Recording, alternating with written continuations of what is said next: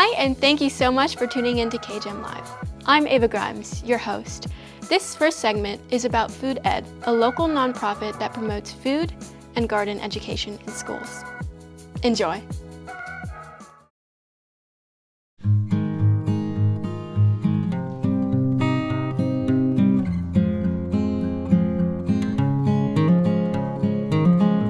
So my name is Kristen Ritza, and I am the Executive Director of Food Exploration and Discovery, known as Food Ed in the San Gabriel Valley. Hi, I'm Giangelo Leos. I am the Education and Garden Program Director at Food Exploration and Discovery.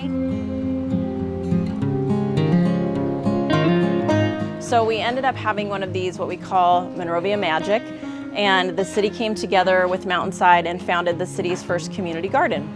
I was fortunate enough to be the garden director for that. So I was a volunteer here at Monrovia Community Garden, and then Kristen and I started Food Ed. There was a call from the community for more school gardens. And we started to look around the community at Plymouth, at different schools, and these gardens are a really great educational opportunity. And we know that, right? We've all been in COVID, we're all tired, but the gardens really took a hit. And so we said, hey, there's a need for this in the community, and there's not a nonprofit or an organization that can do this locally. What we wanted to do is really take outdoor garden exploration, education, and really reinvigorate, reimagine what outdoor education can be. And so stemming from the work here at Monrovia Community Garden, we started Food Ed, and that translated to us then building relationships with our local schools. And then other schools started reaching out. So we started working with Brad Oaks, we started working with Monroe, a little bit more with Santa Fe, and then eventually the high school.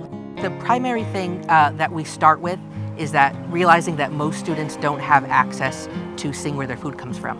So really, the platform for everything that we're building is good soil and then growing plants. In our first grade curriculum, we have something where they actually build a trellis and they design it themselves, and then they get to see those plants grow up that trellis. For kids that have never seen a carrot pulled out of the ground, right? That's their first place where they're starting out. From that, then we can take higher concepts, science standards, engineering standards, technology standards, and then we can implement that into our curriculum.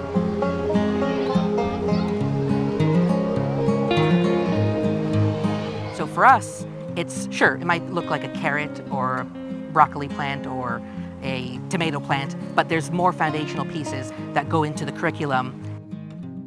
We want students to be enlivened by their environment. We want students to feel passionate and not hopeless.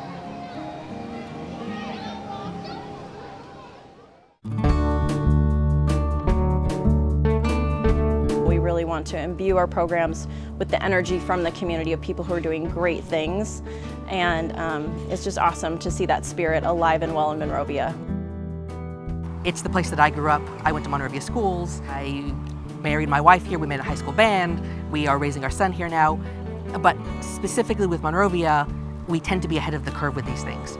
We are now a leader in community gardens. Everybody else is coming to us and saying, how are you doing a successful community garden? What we're finding is you can build a community first. It's not about having more gardens. It's not about having the biggest garden, but it's building a culture where the cycles of this good work are continuing. Here at Monrovia Community Garden, for instance, we're talking to people that are walking by. When we have a pop-up, residents that have never seen this space are able to see, hey, this space is for me. So sometimes it's just a conversation.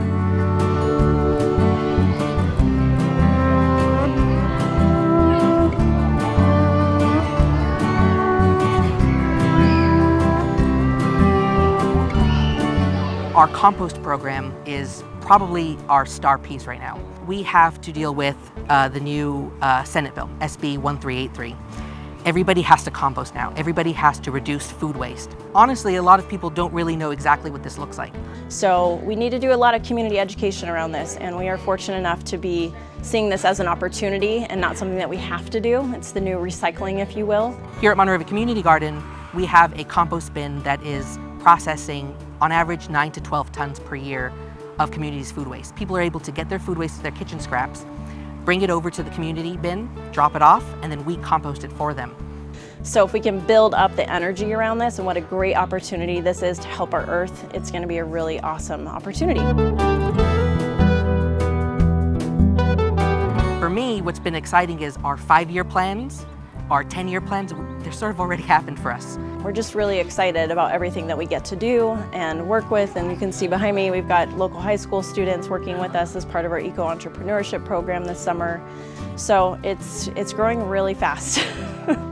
So Food Ed is accelerating very quickly, and that means that we get to continue to do good work. I'm proud of how fast the community has supported us and loved our work and just really appreciated the outdoor education. And we love your kids. We love what we're doing and we want to be here. We're here for the long haul.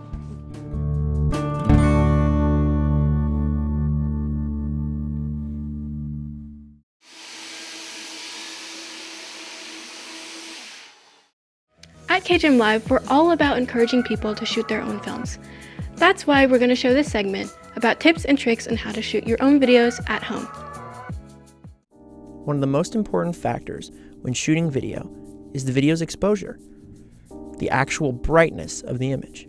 In this video, we're going to go over a couple of ways of affecting this. First is your shutter speed, which is the amount of time light is allowed into the camera per frame. All you need to know is that a lower shutter speed number allows light in for a longer period of time, but this comes at the cost of increased blurring. You'll notice that the image at 1/60 is pretty close to the level of blurring you'd expect waving your own hand in front of your face, but that the image at 1/500 is a little bit strange to look at. Each frame has almost no blurring between it and the next. Next up is aperture, which is the physical size of the opening in your lens that lets light into the camera. A higher f number is a smaller opening. I know, don't ask. One of the effects of the aperture is that a higher aperture number will result in a darker image and more of the image being in focus. As you can see here at f8, both heads are in focus. And then here at f2.8, though the image is brighter, less of it is in focus. Only our foreground head is actually sharp.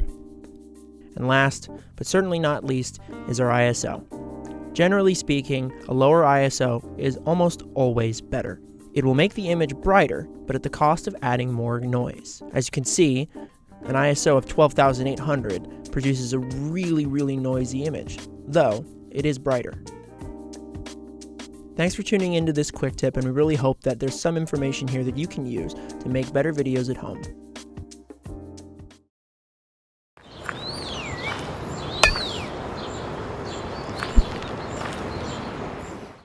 Before we call it a day, we have one more piece to show you. Recently, the KGM crew went to the Monrovia Street Fair to talk with vendors to see why people keep coming back to this Monrovia staple.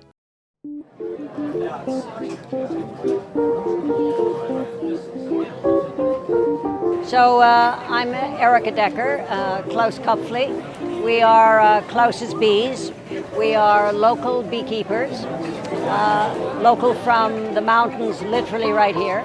And there we go, all local, natural, raw, unfiltered. Can't go wrong. We've been here 16 years. It's a great market, fun people. It's really a microcosm of just about everybody that's on this planet, and that's fun.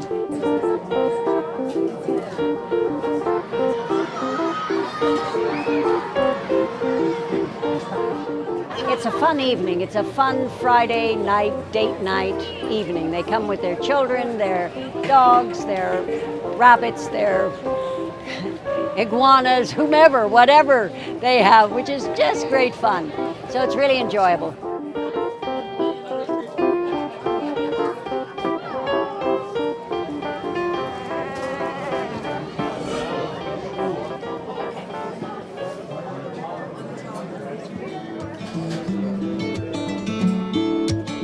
I'm Chris Monticelli. I'm the owner of Dolce Monticelli's Gourmet Specialties.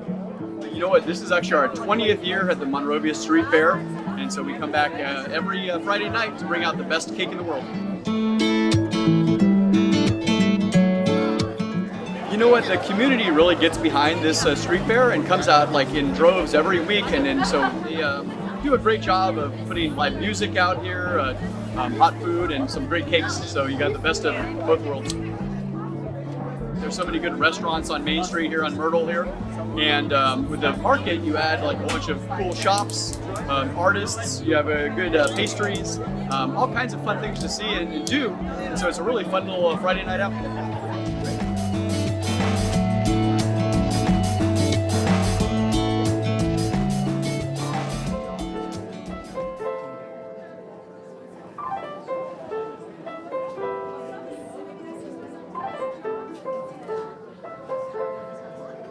All right. Hey, so my name is Tav, PS Prawns. Our second time here. We really enjoy it. So looking to do a regular thing. Actually, you know what? I grew up in Monrovia. And I stopped coming, but then I realized that it was a nice little market. The town has definitely grown, and I love it.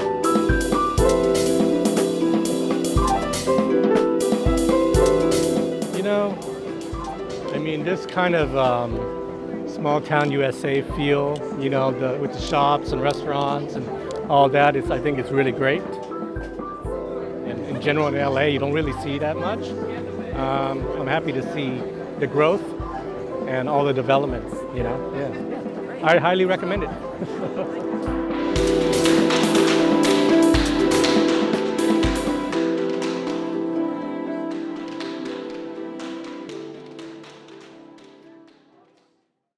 Thank you so much for tuning in to KGEM Live. If you have any suggestions on news stories you would like to see, or if you want to submit your own videos, feel free to reach out at kgemtv@gmail.com.